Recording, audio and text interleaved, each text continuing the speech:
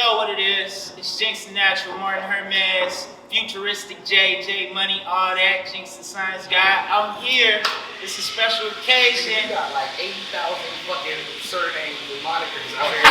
You say Jinx the Science Guy, dog. You feel me? No, for real. Yes, sir. So, without further ado, I give you Rax Hogan. This is the Rax Hogan interview. You know what I'm talking about? Man, what's For up, real. bro? Special guest, man. Special guest. Nah, I ain't shit. Nah, no, we go back, so it's nothing to come through, you know. Have you pull up and My guy. welcome. My guy. Welcome. Thank you for that. I'm good, man. How about yourself?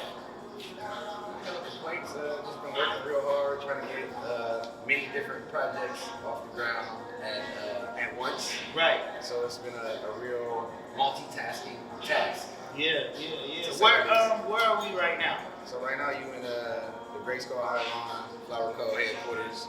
It's where we actually do all of our media, manufacturing, product, and content. So actually we in like the infant stages right now. If you notice, there's a lot of dust, a lot of things out of place.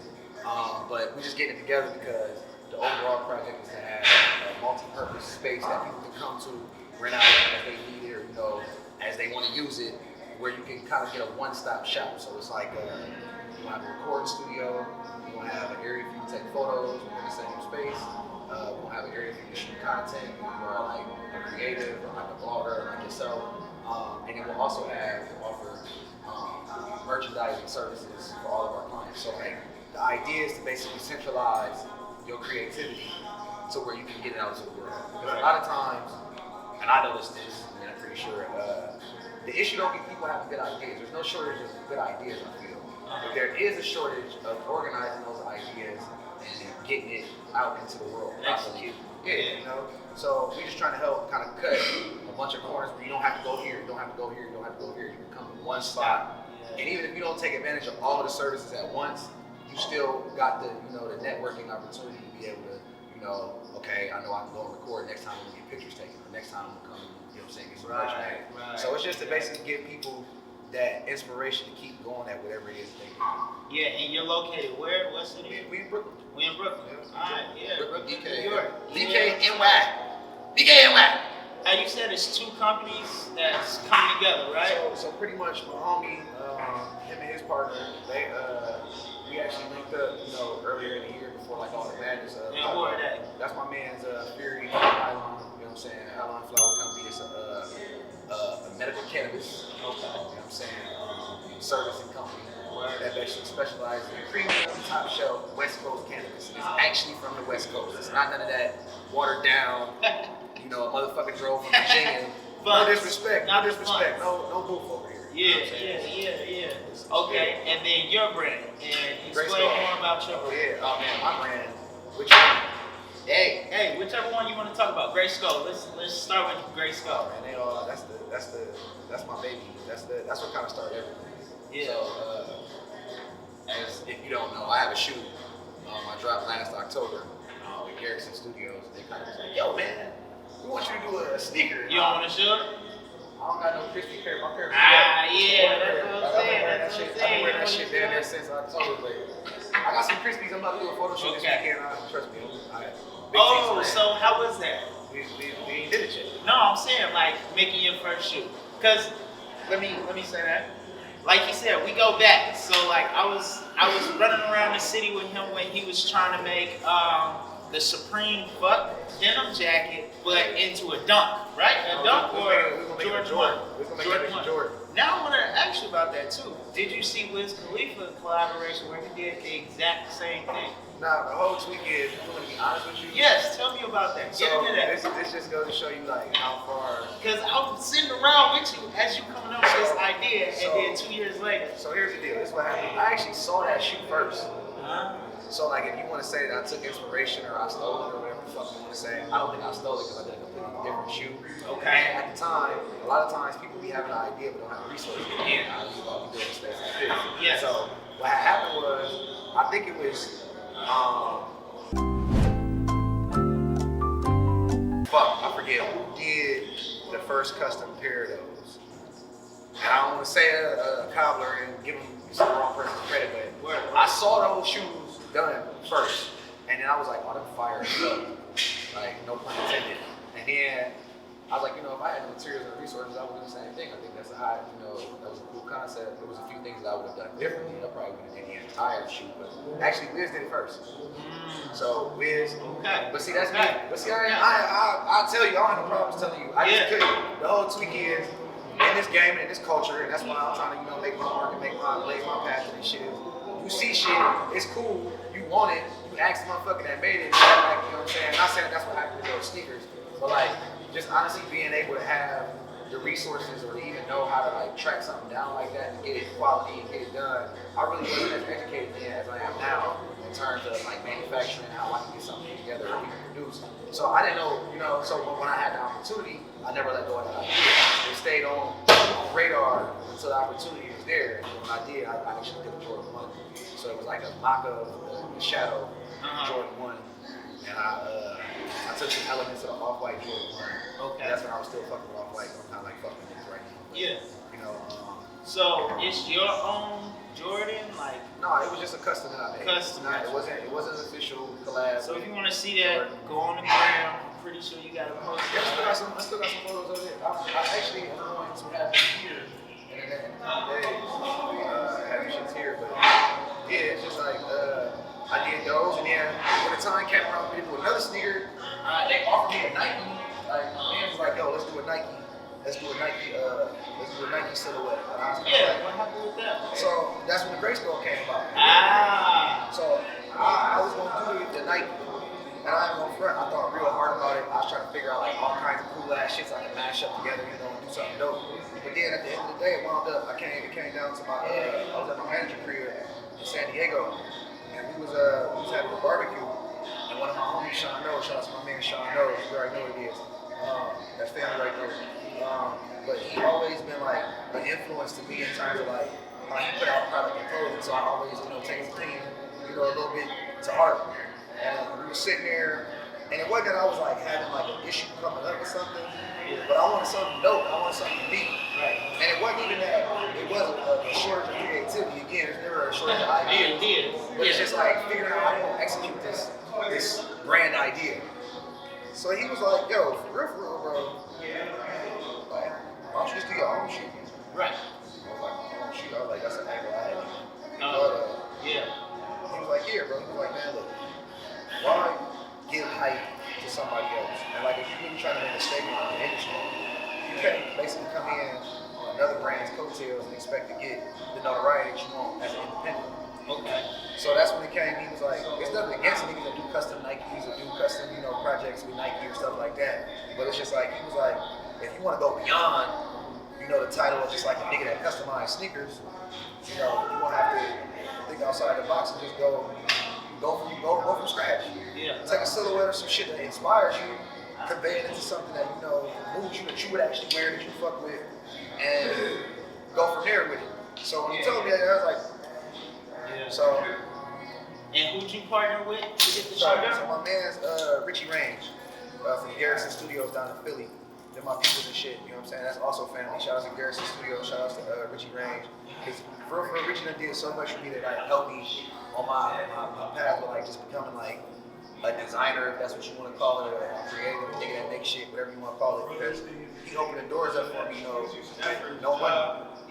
That ain't that I didn't have no money, but like he believed in what I could do to the point that he let me come to his workshop and design a sneaker. Like on the love, like I'll always remember that. Exactly. Like I'll wear that sneaker that he made for me, like by hand. You know what I'm saying? And I keep it.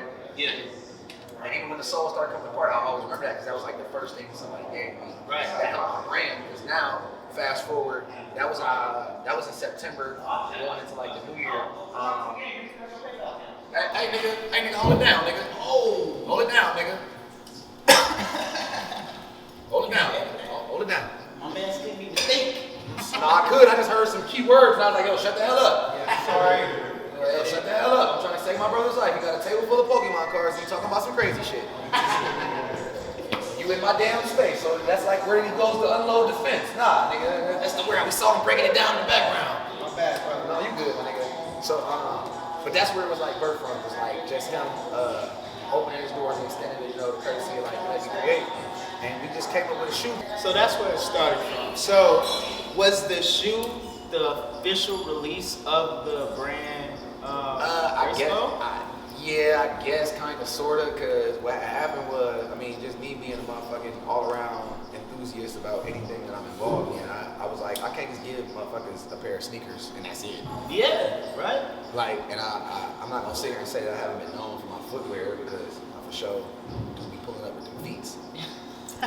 Pulling up with them with the feet. Word. Exactly. But I think I'm more known for like my style aesthetic as a whole. Yeah. The feet with the pants with the top. So Okay. that's what kind of birthed the idea of doing like a line behind the shoe. Wow. It was kind of like you gotta have something to go with the sneakers. You Yeah. can't just give motherfuckers the shoes. Just kind of like giving you the burger and no fries. Right. No drink. Yeah, I get you. So it's like, a full package. It all came together at that moment in time. It's like, okay. Yeah, cool. I think it paced itself out because I wasn't really ready. I was doing a shoe to create a line of clothes. You know what I'm saying? Yeah. And the logo for it is so unique. I like the fact that you play off the check, but it's not a check at all. It's a ghost. No, all right. So the better question to Break it ask down, would be break like, it where down. the fuck did it come from? Well, go ahead, break it down. I don't know. That's what I see when I see it. It's neither. So again, I feel like, well, it is, but it ain't. So Okay. look, so again, when you're making a brand, the first thing you gotta think of is your logo. You don't want nothing super crazy that you gotta like.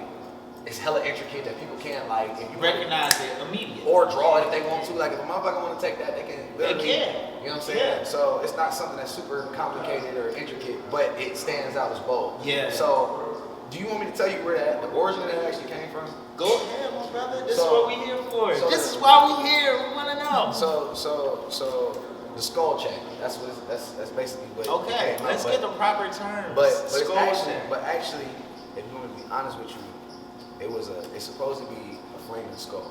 Word. But to take it even deeper, I love video games. Okay, my bro still here? Ask that nigga back there. Me, Shout him, out DJ. You know what I'm saying? Shout out Young my nigga. Neil. You know what I'm saying? DJ Young Neil, my brother Drew over here 2 year. Like, you know, it's always a family thing. We always got family around. But look, so they tell you be playing video games. Nigga, we went skiing, we play video games. We in the house, we playing video games. I'm probably gonna leave here tonight to go play video games. So did. One of my favorite video game franchises of all time is Mortal Kombat. Okay. Great. One of my favorite installments of that franchise is Mortal Kombat 2. Okay? Okay. One is my second favorite, 2 was my first favorite. Right. And then all that other shit afterwards is whatever. But 2 was my favorite. And the reason why I like 2 is because in 2, that was the first time you could pick the boss as like a regular character. You could pick Shang Tsung as like one of the he was like just one of the regular niggas you could pick. I thought that shit.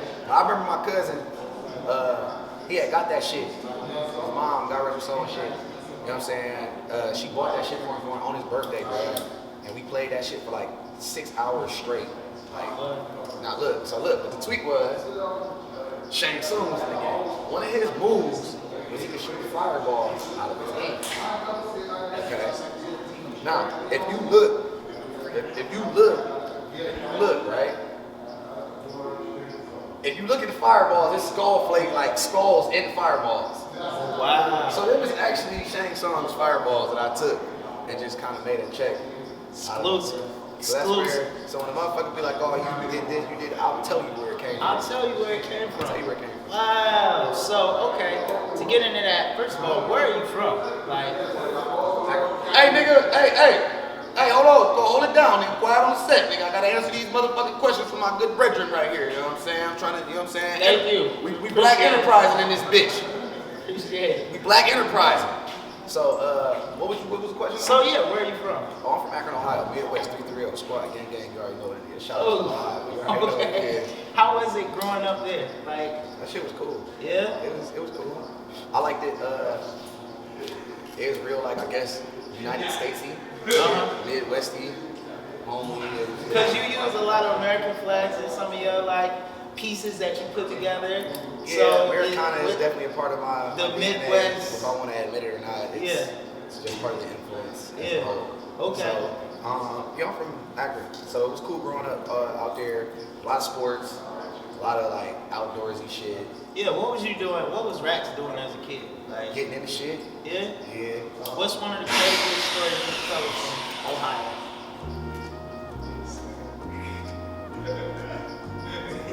I don't know. I got a few.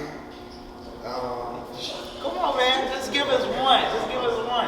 I remember one time I had like a Project X party at my house when I was in college and shit. Like it was like the movie before the movie came out. Like a nigga showed, like two niggas showed up with 224 packs on some stilts. On some stilts. On actual Like stilts. with 4 224s. I admire them niggas' upper body strength to this day because it's like you had stilts, so your quads was on fire and you carried.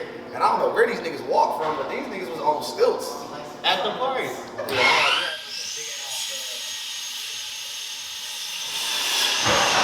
We had like a big ass 2-story like deck awning thing, and it was like people, you know, all through that. There was a lot of drinking. The police got called, but they stopped some partying. It was actually kind of cool. That was like one of my fondest probably recollections. Memories? Yeah. Dang. What got you then into the streetwear and the fashion? Shit, skateboarding. Skateboarding. Yeah, I used to hang out with skateboard. You was doing that in Ohio? Yeah. Okay, so yeah, let's get into that. When did you start skating in Ohio? 17, 16. Now be real, were you like the only black kid out there at the time? Okay. It's Ohio, it's only black and white for at the time. You know, it's not got a lot more diverse now, but at the time, it was just black and white. Okay, so it was a mix of people out there then. So you ain't feel like the eyeball out. And that's what Terry Kennedy was popping, like, Pharrell had signed that nigga, so niggas didn't give a fuck about what you were saying about, hey, nigga with a skateboard. Like, straight up, you skate, and Dirty Ghetto Kids. did you get it? Yes, sir. Okay. Yeah, That's yes. awesome. That's awesome.